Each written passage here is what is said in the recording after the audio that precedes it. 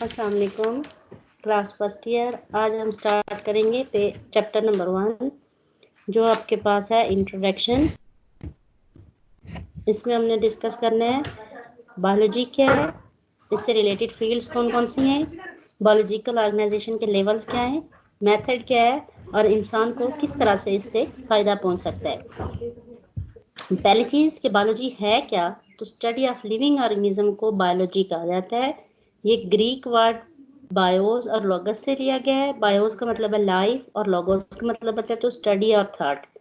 अब लाइफ क्या है, हमारे पास जो लाइफ है ये 3 तरह की आती है। एक प्लांट लाइफ है, दूसरी एनिमल लाइफ है और तीसरी माइक्रो ऑर्गेनिजम्स की लाइफ है। अब जो प्लांट लाइफ है उसको हम बॉटनी कहेंगे, जो एनिमल लाइफ होगी उसको जोलॉजी कहेंगे और जो माइक्रो ऑर्गेनिज्म की लाइफ होगी उसको हम माइक्रोबायोलॉजी कहेंगे। ये आप पहले भी डिस्कस कर चुके हैं। उसके बाद लाइफ के अंदर हमने देखना है कि लाइफ क्यों है और तीसरी चीज़ है कि इसके अंदर क्या पाया जाता है। तो इसके अंदर क्या है, इस क्वेश्चन के अंदर बायो के अंदर फोकस किया जाता है। अब करैक्टर्स क्या है लिविंग ऑर्गेनिजम्स के। पहली चीज़ ये है कि ये सारे के सारे ऑर्गेनिज्म सेल पे मुश्तमिल होते हैं। अब सेल्स अगर एक सेल पे मुश्तमिल हैं तो वो यूनिसेलुलर आ जाएगा, जैसे कि आपके पास बैक्टीरिया इसकी एग्जांपल है। और एक से ज़्यादा सेल्स पे मुश्तमिल हैं तो वो मल्टी सेलुलर एग्जांपल आ जाएगी, जैसे आपकी बॉडी है, बाकी प्लांट्स वगैरह हैं, ये सारे मल्टी सेलुलर के अंदर आते हैं। उसके बाद दूसरा इनके अंदर करैक्टर है कि इनके अपने जेनेटिक प्रोग्राम्स होते हैं, यानी बॉडी के अंदर कौन सा रिएक्शन होना है, क्या प्रोसेस होना है, कैसे उसके अंदर जो इंफॉर्मेशन है उसने स्टोर रहना है और कैसे उसने ट्रांसमिट होना है। ये हर ऑर्गेनिज्म का स्पेसिफिक प्रोग्राम उसकी बॉडी के अंदर मौजूद रहेगा। तीसरा करैक्टर कि ये ऑर्गेनिज्म जो है लिविंग ऑर्गेनिज्म, उनके अंदर वो सलाहियत है कि वो अपनी इन्वायरमेंट से एनर्जी को ले भी सकते हैं और उसको इस्तेमाल भी कर सकते हैं।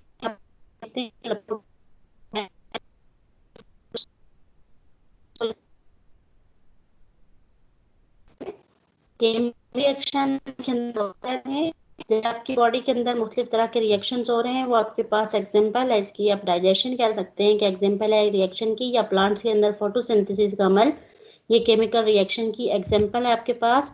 फिर ऑर्गेनिजम्स की ये सलाहियत है कि वो ग्रो करते हैं साइज के अंदर।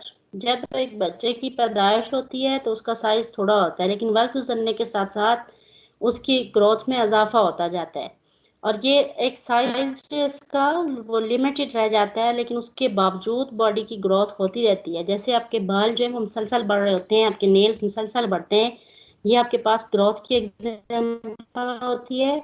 और जो ग्रोथ करते हैं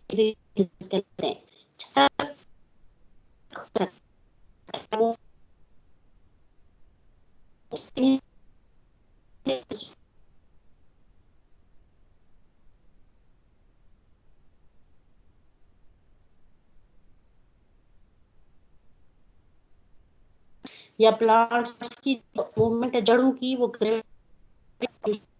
ग्रेविटी के अगेंस्ट होती है, तो ये प्लांट मूवमेंट की आपके पास एग्जांपल है। उसके बाद 7वां करैक्टर आता है कि ये रिस्पॉन्ड करते हैं अपने इन्वायरमेंट के लिए। तो जितने भी लिविंग ऑर्गेनिजम्स हैं वो इन्वायरमेंट के हिसाब से रिस्पॉन्स शो करते हैं।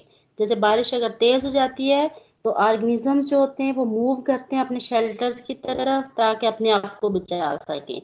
इसके बाद नॉन लिविंग होते हैं वो कभी उस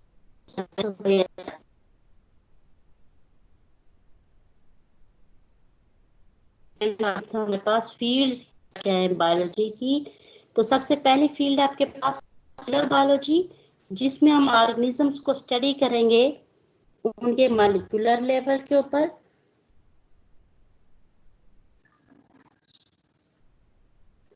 उनके मॉलिक्यूलर लेवल के ऊपर हम इसको स्टडी करेंगे और इसको हम मॉलिक्यूलर बायोलॉजी कहेंगे।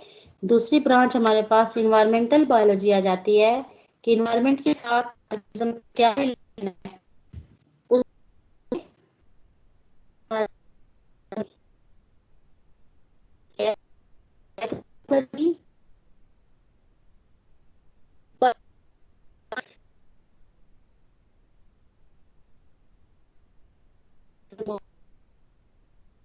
वाटर बायोलॉजी कहेंगे। फिर मैरीन बायोलॉजी आ जाती है आपके पास कि जो ऑर्गेनिजम्स मौजूद है ओशंस के अंदर या सीज के अंदर, उसको हम मैरीन बायोलॉजी कहेंगे। फिर आपके पास पैरासाइटोलॉजी आ जाती है, जिसमें हम पैरासाइट्स को स्टडी करेंगे।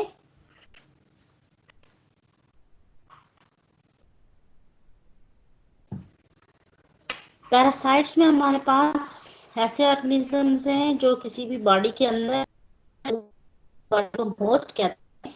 अब इस होस्ट के लिहाज से पैरासाइट्स के दो टाइप्स हैं।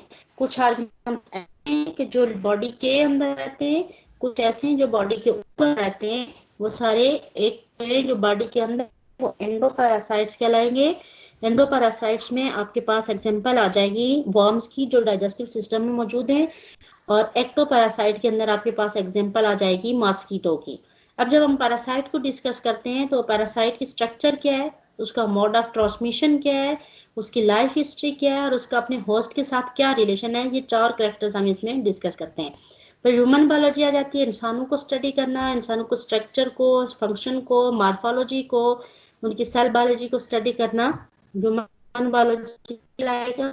फिर सोशल बायोलॉजी आ जाता है, जिसमें सोशल बिहेवियर जो है उसको स्टडी किया जाता है। अब सोशल बिहेवियर क्या होता है, बेनिफिशियल बिहेवियर जो होता है ऑर्गेनिजम्स का एनवायरनमेंट के अंदर, उसको हम सोशल बिहेवियर कहते हैं।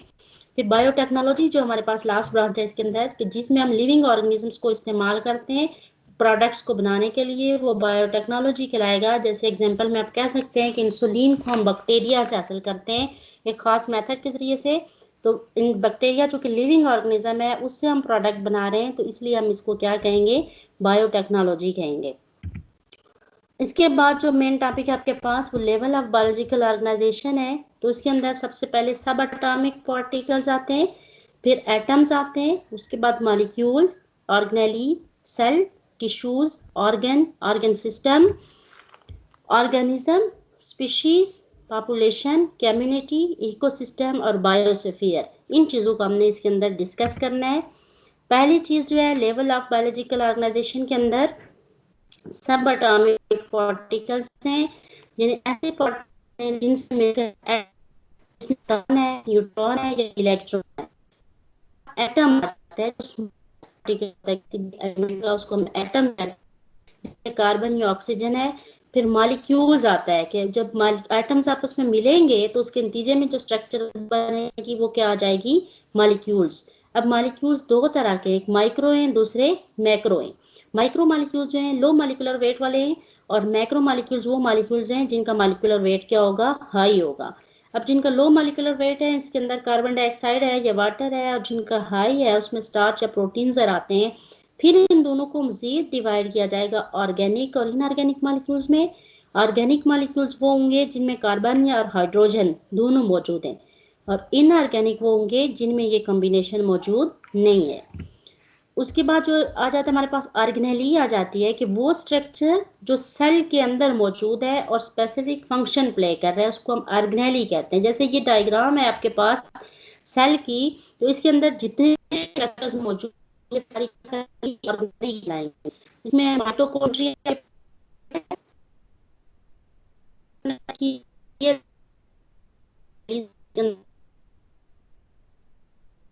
को स्टेबल रखती हैं,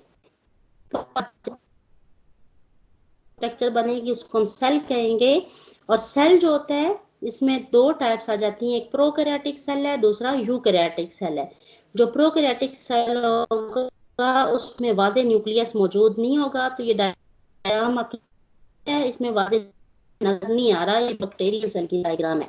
जबकि यूकैरियोटिक सेल होगा जिसमें न्यूक्लियस है, ये डायग्राम आपके पास जिसमें आपको वाजे न्यूक्लियस मौजूद नजर आ रहा है, और इसी तरह से प्लांट सेल के अंदर भी ये न्यूक्लियस आपको नजर आता है। तो ऐसे जो सेल्स होते हैं इनको हम क्या सेल कहेंगे।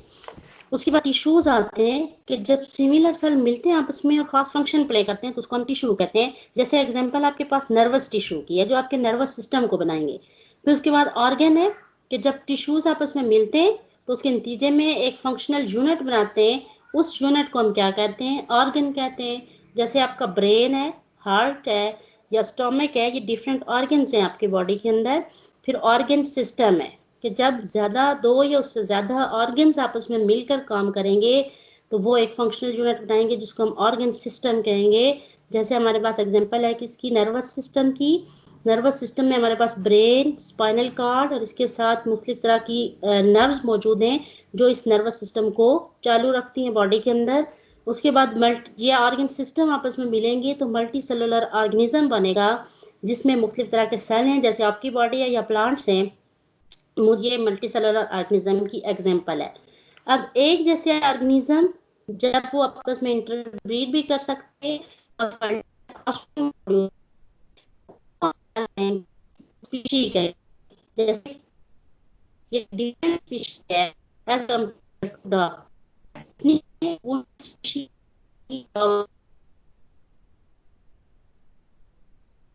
अलग है।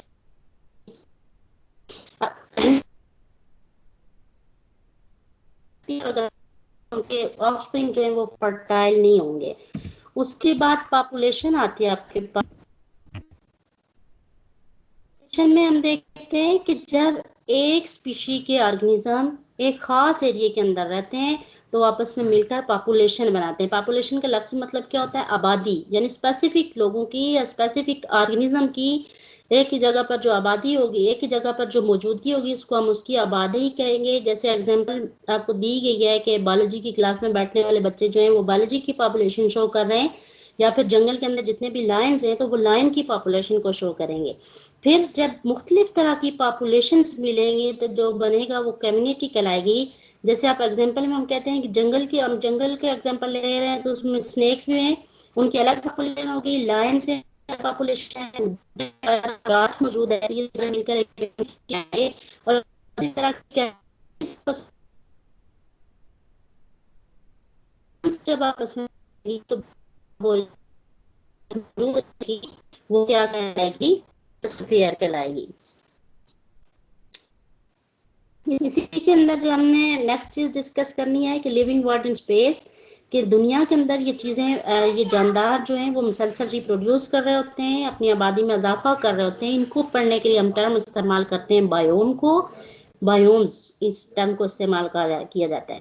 फिर लिविंग वर्ल्ड इन टाइम आ जाता है कि साइंस जो है वहाँ ये प्लैनेट जहाँ से स्टार्ट हुआ था वहाँ से लेकर ऑर्गेनिजम्स जो हैं ये मुख्तलिफ इराज के अंदर मुख्तलिफ टाइमिंग के अंदर यहाँ पर मौजूद रहे, और हर ऑर्गेनिज्म जो है वो अपने खास टाइम के अंदर मौजूद रहे जिसको हम जियोलॉजिकल टाइम कहते हैं। अब इसके बारे में कि यहाँ पर पहले से कोई ऑर्गेनिज्म मौजूद थे हमें फॉसिल्स रिकॉर्ड ने बताया है। फॉसिल्स क्या है? बच्चे कुछ जो हमें फॉसिल कहते हैं।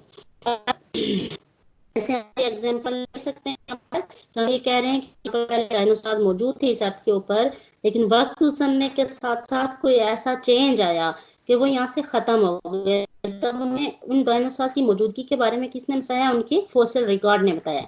तो इस तरह से हम ऑर्गेनिजम्स की मौजूदगी को बता सकते हैं। फिर इसी के अंदर आता है फाइलेटिक लीनेज, कि अपने आबाओ अजदाद के साथ या एंसेस्टर्स के साथ मौजूदा नस्ल का क्या तल्लक है, इसको हम लीनेज कहते हैं। तो साइंस के मुताबिक हमारे पास 2500 स्पीशीज हैं ऑर्गेनिजम्स की, जिनमें से 53.1% इंसेक्ट्स हैं, 17.6% वास्कुलर प्लांट्स हैं, 19.9% एनिमल्स हैं जो इंसेक्ट्स के अलावा हैं, और 9.4% फंजाई, एल्जी, प्रोटोजोआ और प्रोकैरियोट्स हैं। तो ये लिस्ट जो है अभी तक कंप्लीट नहीं हुई है। उसकी वजह क्या है कि मुख्तलिफ डिस्कवरीज जो है वो हो रही हैं और ऑर्गेनिजम्स के बारे में हमें पता चल रहा है।